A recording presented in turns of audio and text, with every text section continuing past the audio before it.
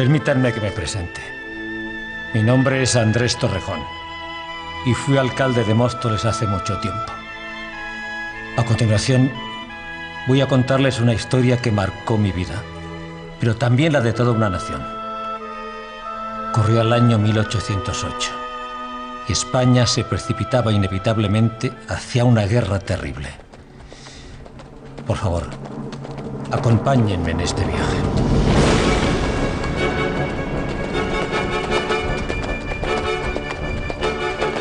El día 2 de mayo de 1808, nuestro mejor correo, llamado Pedro Serrano, partió de Móstoles portando un importante mensaje. Se trataba de una proclama que instaba a las autoridades de Toledo y Extremadura a que movilizasen milicias para socorrer Madrid, asediada en ese momento por las tropas napoleónicas. Por cada uno de los pueblos que pasaba el bando quedaba declarada la guerra contra los franceses.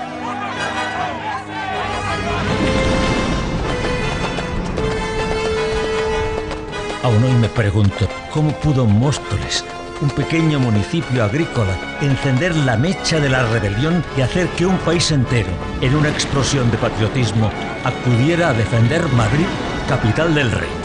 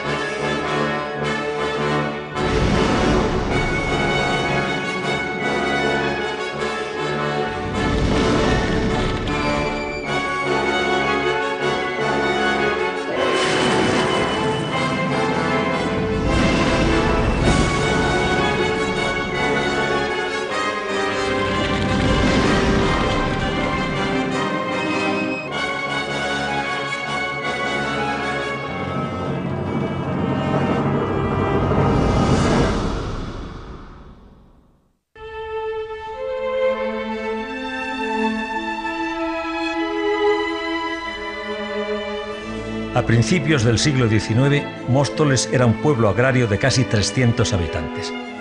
Desde el año 1565 habíamos pasado a depender directamente de la corona con la obtención de privilegio de villa. Móstoles es una villa cuya mayor población se dedicaba al campo, eran labradores.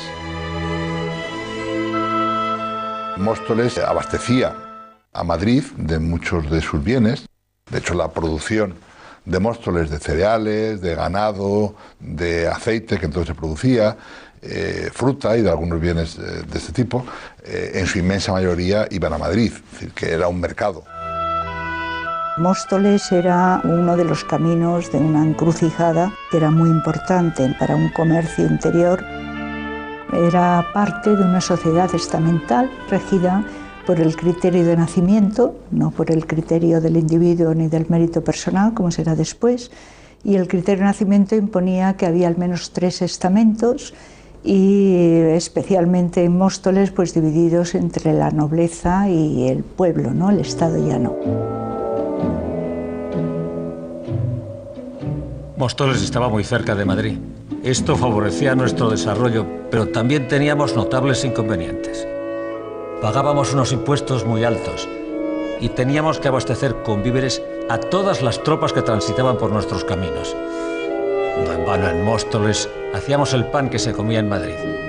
Artesanos, clérigos, nobles, hasta el mismísimo monarca saboreaba nuestro humilde pan. Incluso tuvimos que compartirlo con las tropas francesas.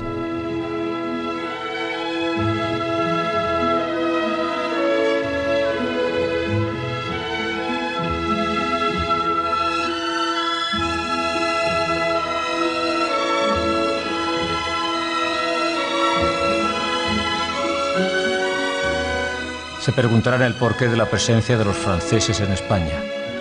Pero este es otro tema. Habría que preguntárselo a Manuel Godoy, el que fuera favorito y ministro universal de nuestro monarca, Carlos IV. Manuel Godoy había nacido en Badajoz. Llegó a los 17 años a Madrid, ingresando en el cuerpo de guardias de corps, que era un cuerpo de la nobleza. A los 21 años tuvo la oportunidad de entrar en lo que entonces se llamaba el cuarto de los príncipes, que era como el salón en el que los príncipes de Asturias recibían a sus amistades o incluso a gente que aspiraba a promocionarse políticamente en el reinado posterior. Produjo una impresión muy favorable y a partir de ese momento Carlos IV le da todo tipo de dignidades, grande de España y consejero de Estado desde el punto de vista político. Carlos IV le llama siempre mi mejor amigo, mi único amigo. Lo mismo María Luisa de Parma. De ahí eso que se ha repetido tanto de la Trinidad en la tierra. Están unidos, que por otra parte tiene un componente negativo. Se difundió la idea de que todo el poder de Godoy lo debía a los amores con la reina María Luisa. Eso yo creo que fue una calumnia, pero eso lo utiliza el propio hijo de Carlos IV, el príncipe de Asturias, Fernando VII, que publica unas coplas satíricas en los que acusa a Godoy del que se aprovecha para ascender por sus méritos amatorios. En toda la historia de la monarquía, pongamos de los siglos XVI a XIX incluido, y no solo en España, sino que pasa en Inglaterra, en Francia, y también aquí tradicionalmente los cuartos de los príncipes de Asturias siempre han sido un nido de conspiradores, porque las cortes, grandes o pequeñas, que rodeaban al príncipe de Asturias, pues se estaban preparando para el futuro y por lo tanto tenían ambiciones de poder bastante grandes. Fernando VII tuvo un preceptor que se llamaba el canónigo Escóiquiz, que le metió en la cabeza la idea de que sus padres no le querían y de que Godoy pretendía suplantar a Fernando VII en la corona. Todo eso creó una enemistad, un odio tremendo de Fernando en Godoy y, en consecuencia, también contra su madre, que la detestaba, y también contra su padre. Las relaciones eran pésimas. En medio de esta sucesión de intrigas y conspiraciones, Manuel Godoy firmó en 1807 un importante tratado con el emperador Napoleón Bonaparte, dueño en ese momento de prácticamente toda Europa. Me refiero al Tratado de Fontainebleau, que permitía el paso de las tropas francesas por la península con el objetivo de invadir Portugal. En realidad, Napoleón aprovechó esta oportunidad para iniciar la invasión soterrada de España. Todo comenzó con una carta secreta que Fernando VII envió a Bonaparte. El príncipe de Asturias, Fernando VII, le pedía protección a Napoleón contra los que rodeaban a su padre Carlos IV y además pidiéndole como esposa una persona de su familia. Desde el punto de vista legal sería un acto de lesa traición. Napoleón se da cuenta inmediatamente de que esto es una fisura extraordinaria para poder cambiar toda la estrategia que él se había montado.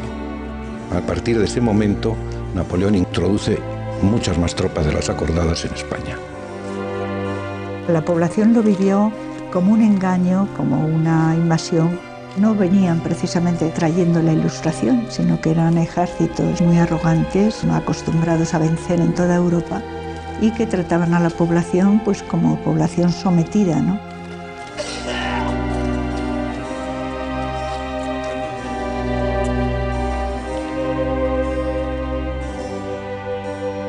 Como se pueden imaginar, tras la firma del Tratado de Fontainebleau, Manuel Godoy se convirtió en alguien poco querido por el pueblo.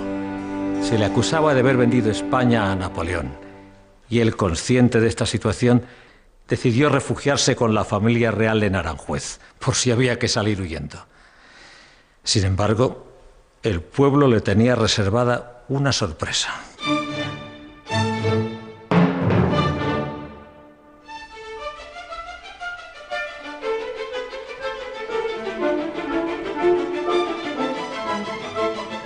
El 17 de marzo de 1808, un grupo de personas, financiadas por los partidarios del príncipe de Asturias, se encaminaron decididas hacia el Palacio de Godoy, dispuestas a asaltarlo. A medida que avanzaban por las calles, el pueblo llano se iba uniendo a la comitiva, deseosos de pagar con alguien sus miserias e ignorantes de la manipulación a la que estaban siendo sometidos.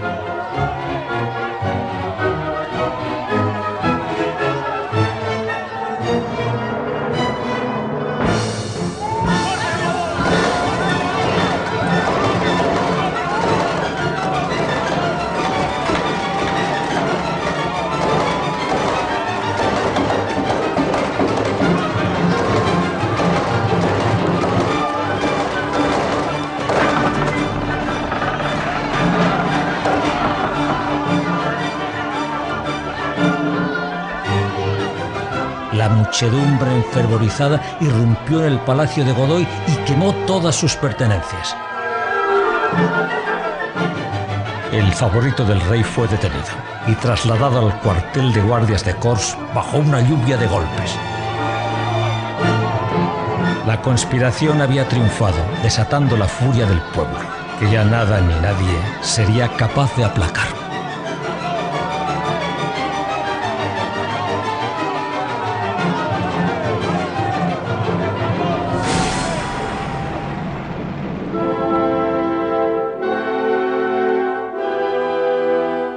El motín de Aranjuez fue propiciado, pagado y organizado por esa camarilla de Fernando VII. Empezaron a contratar a gente de las poblaciones cercanas.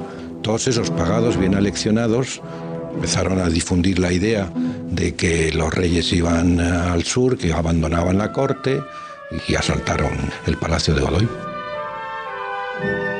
El motín de Aranjuez tiene poco de espontáneo. De alguna manera es el inicio de un golpe de Estado, puesto que se estaba favoreciendo al príncipe heredero, al príncipe de Asturias, frente al rey legítimo Carlos IV. El objetivo no es derribar a Godoy. El objetivo último es la abdicación de Carlos IV en Fernando, que es lo que consiguen. A partir de ese momento, del 17 de marzo, Godoy desaparece totalmente, desde el punto de vista político.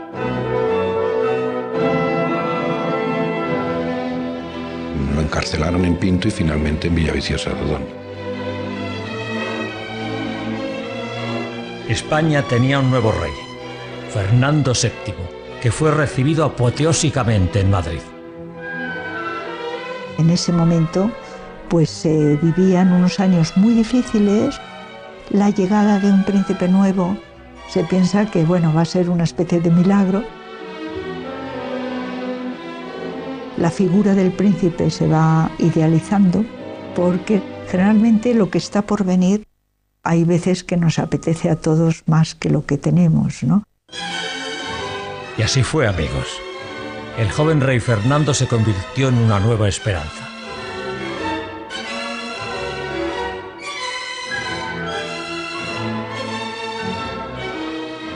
Sin embargo, los peores presagios no tardaron en hacerse realidad.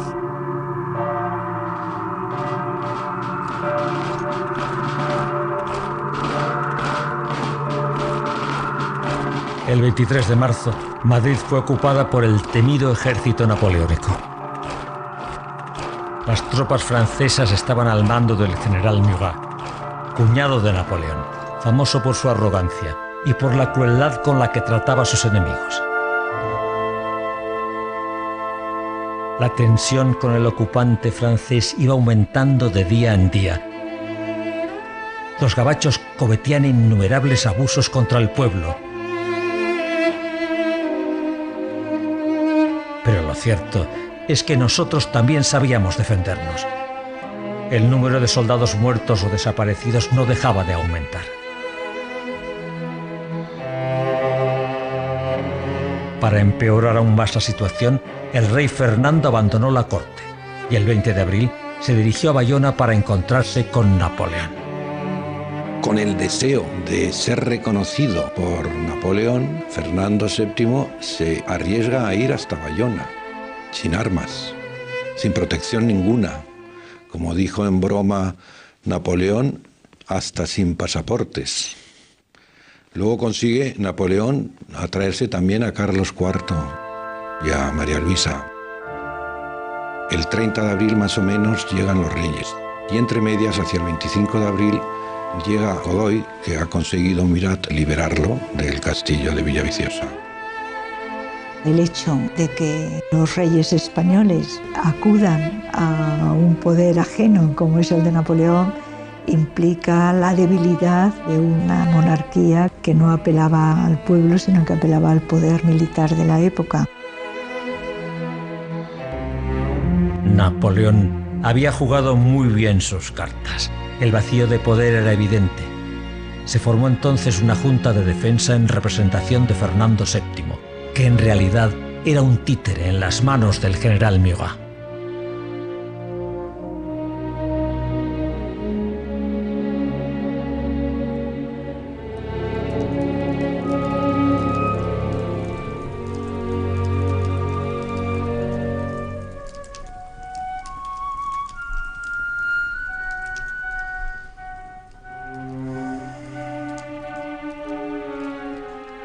Amigos, llegamos a uno de los momentos más dramáticos de nuestra historia. Todo comenzó el 2 de mayo de 1808. Era un día cálido. Desde muy temprano, grupos de madrileños avanzaban desafiantes desde la Plaza Mayor. Había corrido el rumor de que los gabachos querían secuestrar al infante don Francisco, hermano de Fernando VII. ¡Mueran los franceses! ¡Abajo, Napoleón! Madrileños, los gabachos han sacado de su palacio a la reina Etruria.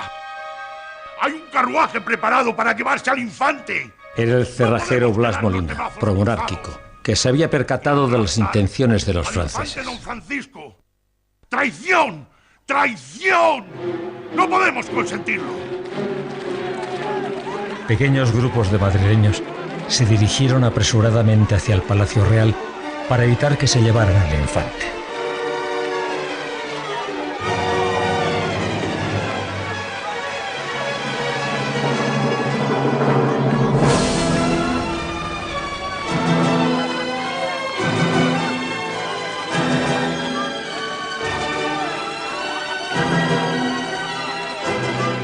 Las tropas francesas, siguiendo las instrucciones de Murat, tomaron posiciones y abrieron fuego contra el pueblo.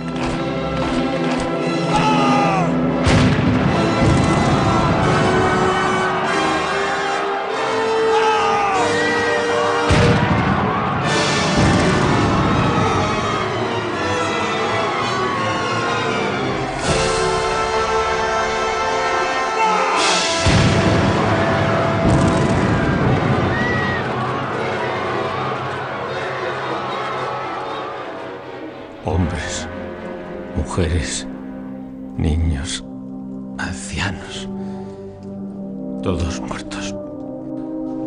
Las calles de Madrid sembradas de cadáveres y heridos. Tan solo destrucción.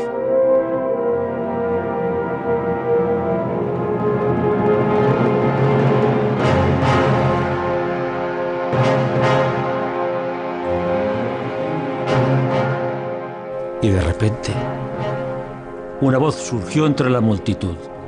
¡No podemos rendirnos! ¡Luchemos! Y a ese grito desesperado se unieron cientos de voces que se convirtieron en una sola, la del pueblo madrileño que clamaba venganza. La gente se armó. Los sastres con sus tijeras, los carniceros con sus cuchillos, los arrieros con sus navajas. Hasta los reclusos salieron de la cárcel a pelear bajo promesa de volver a prisión. No había francés a pie o montado que no recibiera palos, navajazos, pedradas, golpes de teja, ladrillos o macetazos. ¡Muerta a los franceses!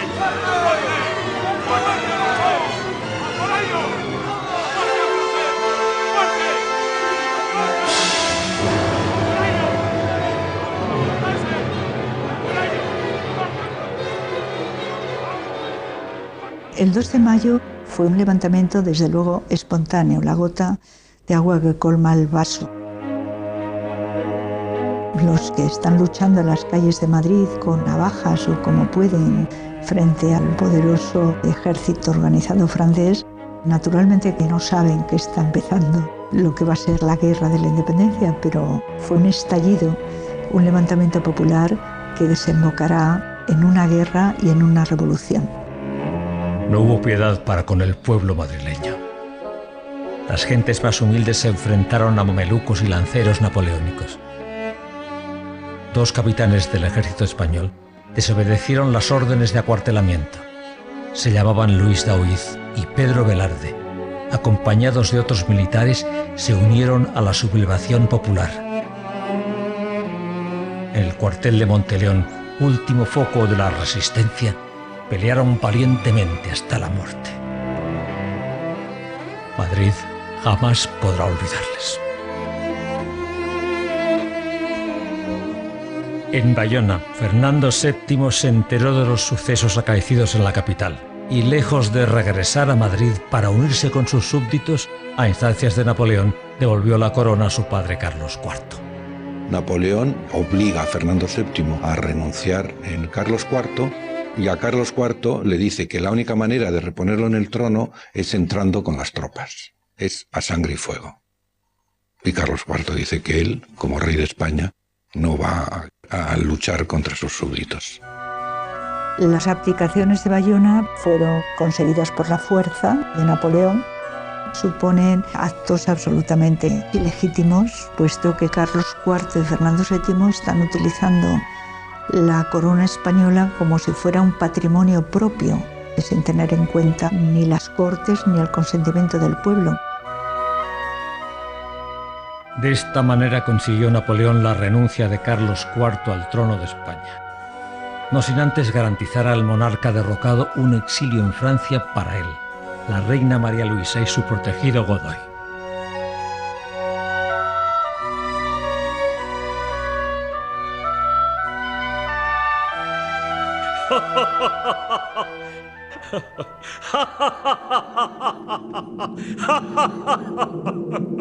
Napoleón, viejo zorro, te aprovechaste de la rivalidad entre el padre y el hijo. Sabías que amaban más su ambición que a su propio deber y te quedaste con la corona.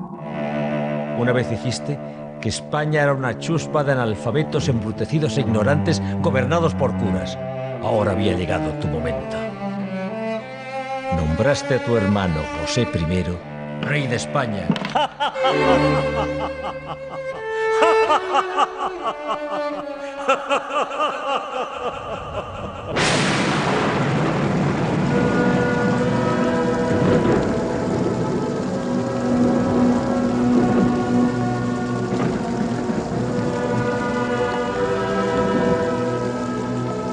Sobre Madrid se cernía el peor de los destinos. El general Murat había creado una comisión militar que sentenció a muerte a todos cuantos fueron arrestados con armas en la mano.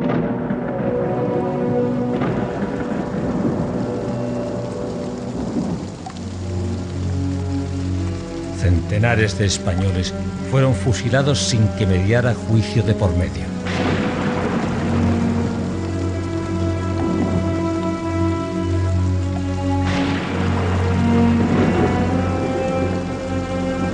Entre ellos, Manuela Malasaña, de tan solo 15 años, costurera. Su delito, portar unas tijeras.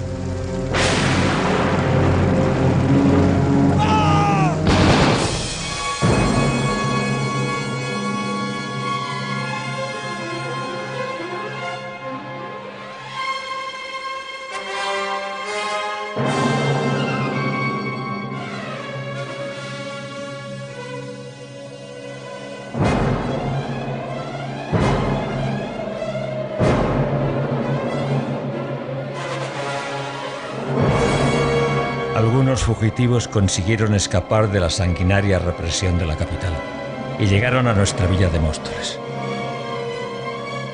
Contaban cosas horribles, atroces, difíciles de imaginar.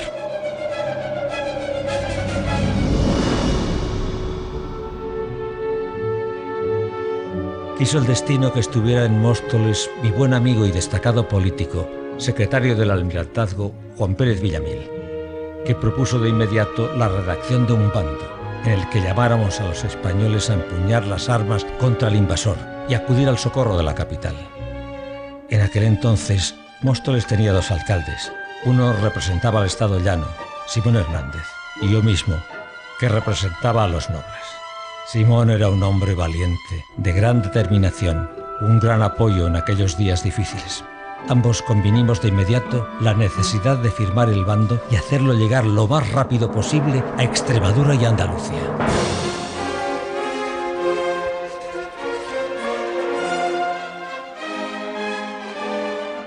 Se trataba de una empresa muy difícil.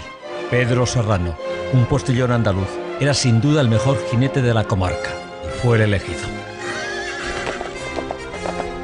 El 2 de mayo, por la tarde, Pedro Serrano partía con la misión más importante de su vida. De su éxito dependía el futuro de una nación entera.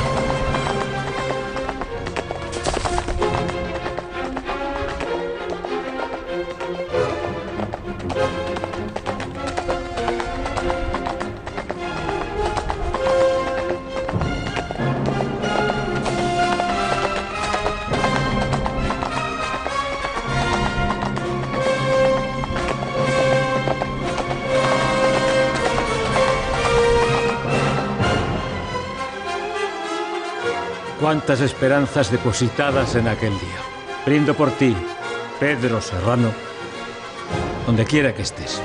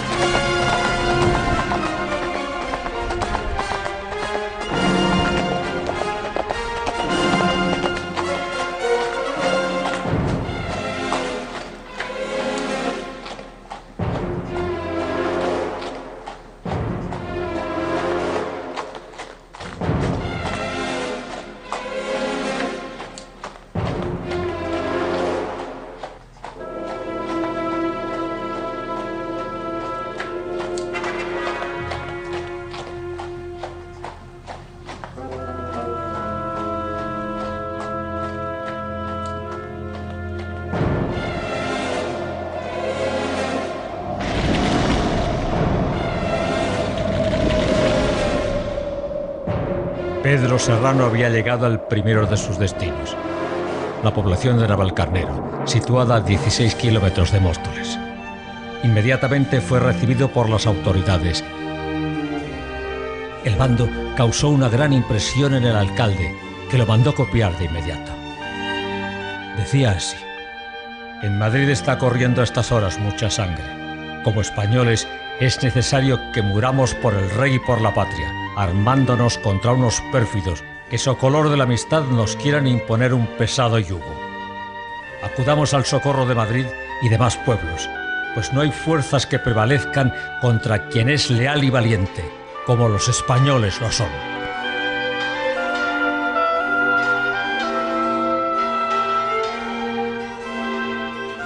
Fue sorprendente la efectividad del bando, y Móstoles fue un símbolo de lo que ocurrió en toda España, porque el bando lo copian, se distribuye y es un reguero de pólvora donde en todas partes hay un levantamiento contra el francés masivo, ¿no?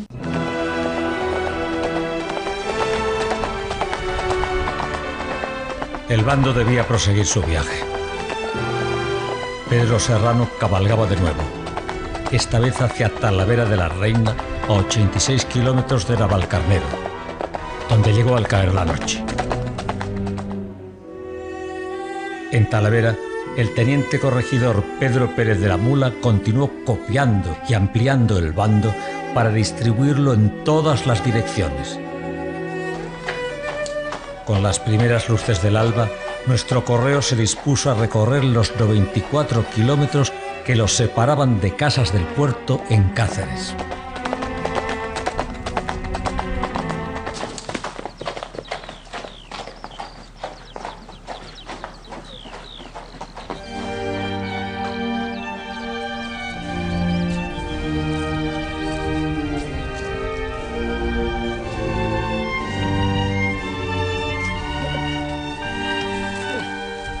Demasiado tiempo cabalgando. Pobre muchacho. Solo hubo un hombre que fue capaz de emprender una proeza semejante. El mismísimo emperador Napoleón. Aunque con fines bien distintos. Bonaparte, gran jinete, escapó de su escolta y recorrió sin interrupción 121 kilómetros, solo por dar caza a un enemigo. Hombre vengativo y orgulloso. Pero esta es otra historia. Volvamos a la nuestra.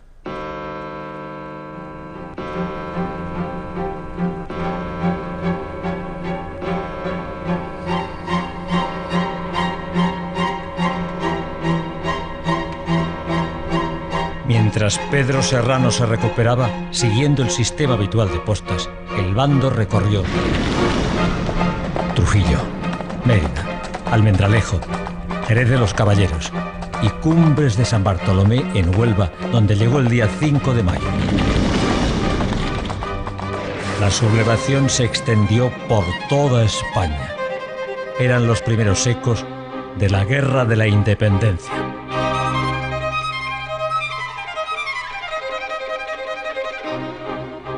Fue una guerra de liberación frente a los ejércitos napoleónicos, una guerra nacional y una guerra gloriosa y fatal. Diversas juntas provinciales se encargaron de organizar las fuerzas frente al invasor. Batallones y regimientos fueron creados y miles de voluntarios acudieron a los campos de batalla. Una de las falacias mayores que se escuchan es decir que la guerra de la independencia era una guerra civil. Es totalmente absurdo. Es como si dijéramos que la Francia invadida por la Alemania nazi en la Segunda Guerra Mundial era una guerra civil. No, mire usted, un país invade otro y los nacionales de ese país se dividen en colaboracionistas y resistentes, y dentro de esos grupos, dentro de cada uno de esos bandos, pues hay motivaciones diferentes, gente honesta que lo hace porque cree que eso es lo mejor, gente oportunista, gente miedosa, gente valiente, y luego son colaboracionistas o resistentes en distintos grados. Pero guerra civil no es. La primera guerra civil en España no es hasta 1833 con la guerra carlista. Campesinos, propietarios, padres de familia, sacerdotes y frailes abandonaron sus ocupaciones y se unieron a la resistencia popular espontánea que por vez primera se organizaba contra un invasor extranjero. Las guerrillas, desde el punto de vista militar, fueron muy efectivas, pero crearon en la mentalidad española ciertos vicios que luego los volvemos a ver a lo largo del XIX, ¿no? Crearon en el ejército esa idea de fuerza, sustituyeron la obediencia a la ley por los grandes principios, la idea de la disciplina por la camaradería. En definitiva, la idea de que había que seguir unas reglas por el caudillismo, por seguir a un jefe y no por unas instituciones que tenían sus propias reglas. Es decir, que lo pagamos muy caro en todos los sentidos. Juan Martín el Empecinado, Espoz y Mina, el cura Merino, todos ellos grandes guerrilleros, tantos que es imposible recordarlos a todos. Pero con su esfuerzo contribuyeron a debilitar a las tropas francesas y ayudaron para que el ejército español pudiera ganar grandes batallas. Aún me acuerdo de Bailén en julio de 1808. Las tropas francesas, al mando del general Dupont, se enfrentaron al ejército español, liderado por el general Castaños.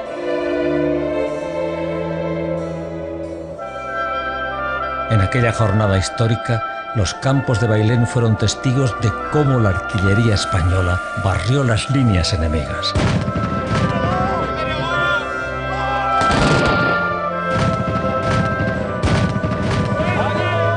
2.400 franceses perdieron la vida y casi 20.000 soldados imperiales fueron hechos prisioneros.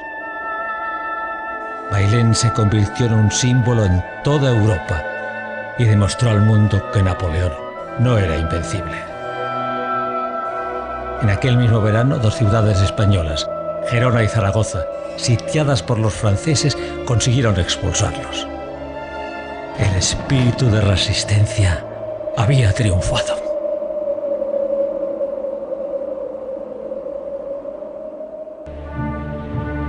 La derrota de Bailén provocó una tremenda ira en Napoleón. No hay nadie más estúpido, inepto y cobarde que el general Dupont, dicen que le oyeron exclamar. El emperador decidió dirigir personalmente la guerra y se trasladó a la península junto con sus mejores generales. 130.000 hombres de la gran armada francesa emprendieron la contraofensiva que los llevaría hasta Madrid. Había comenzado la guerra de aniquilación.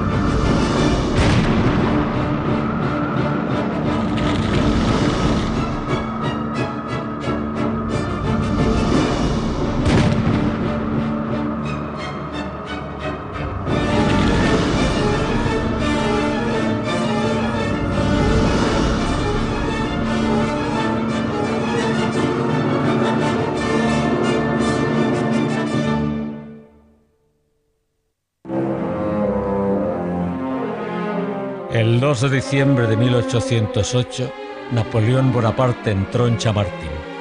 Tras una campaña de apenas 3 semanas, había conseguido la capitulación de su presa más rebelde y codiciada, Madrid. Además, su hermano, el rey intruso, fue repuesto en el trono. ¿Pero a qué precio? La guerra de exterminio acabó con todo. Mis ojos vieron cosas que desearían no haber visto.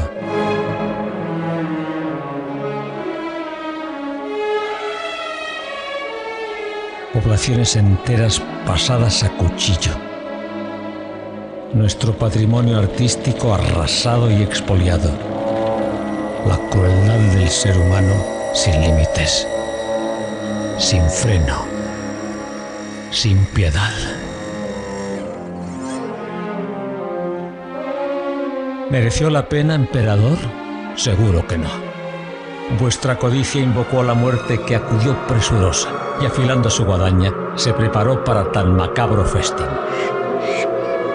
La hambruna no tardó en aparecer, acompañada de epidemias. El tifus, la fiebre amarilla, acabaron con miles de vidas, entre ellas la de vuestro servidor.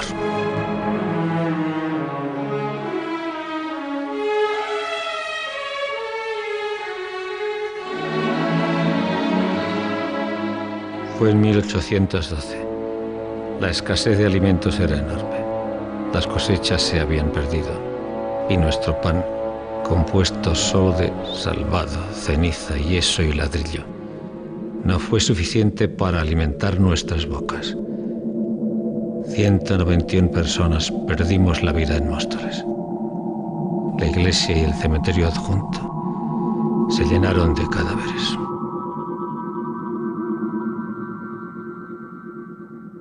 Discúlpenme.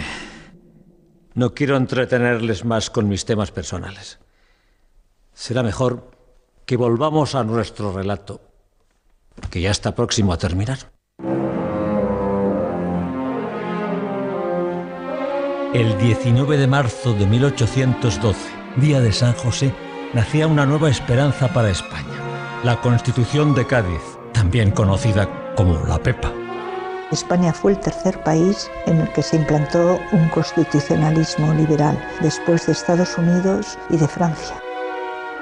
La Constitución de 1812 fue ejemplar Fue un hito en la España liberal y un mito en Europa. Es la puesta en pie de la nación española en el sentido moderno.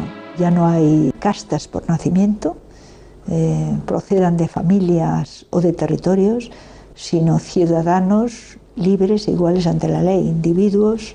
El mérito personal prima sobre el criterio de nacimiento. Además, España contaba con un poderoso aliado desde 1809, el ejército británico. Aprovechando que Napoleón había destinado sus mejores tropas a la campaña de Rusia en el verano de 1812, la alianza anglo-española pasó por fin a la ofensiva.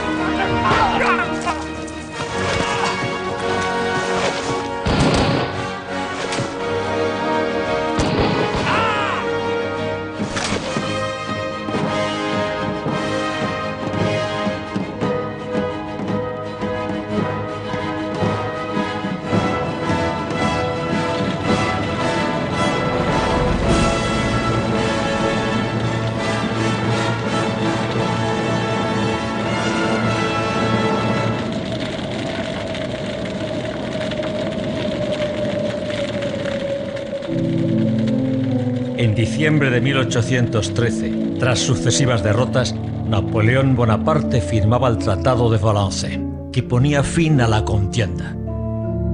España había ganado la guerra a los franceses, pero había perdido la batalla de su propia evolución. Fernando VII, el deseado, retenido en Francia durante toda la guerra, pudo al fin regresar a España recuperando su trono. No tardó en promulgar un decreto que restablecía la monarquía absoluta y declaraba nula la Constitución de Cádiz. Las Cortes se disolvían y daba comienzo uno de los períodos más oscuros de la historia de España.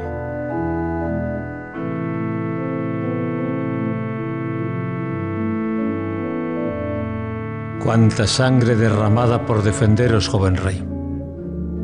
Un país arrasado. Más de 500.000 de cadáveres. A veces creo que jamás llegasteis a apreciarlo.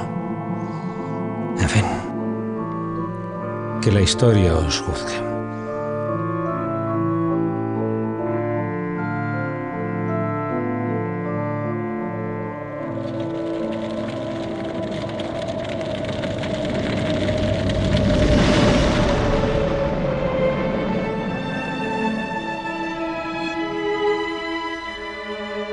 Amigos, esta ha sido la historia de cómo un día los alcaldes de Móstoles, con su humilde gesto, dieron el impulso necesario para que una nación entera recuperara las riendas de su propio destino. Pero nuestro tiempo se acaba.